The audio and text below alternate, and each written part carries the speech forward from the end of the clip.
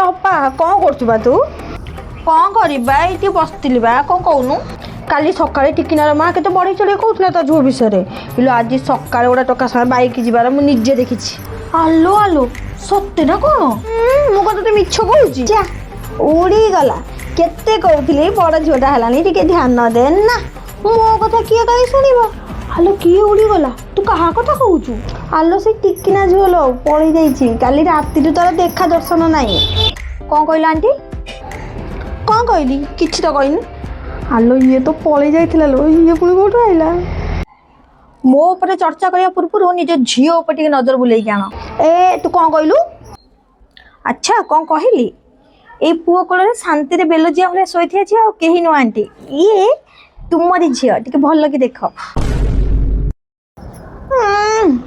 ଚାଲୁଣି କହୁଛି ଛୁଞ୍ଚିକି ନାମ ଗ୍ୟାସରେ ଗୋଟେ କୋଣା।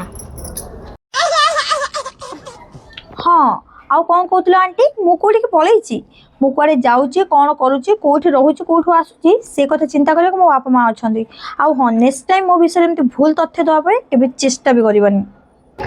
ଯୋଗନି ଖାଇ ଟୋକି ପାଇଁ ମୋତେ କିଏ କେତେ କଥା ଆସି କହିଲା। ଆଜି ଆସୁ ଘରକୁ, ତାକୁ ଠିଆ ଫାଡ଼ିଦେବି।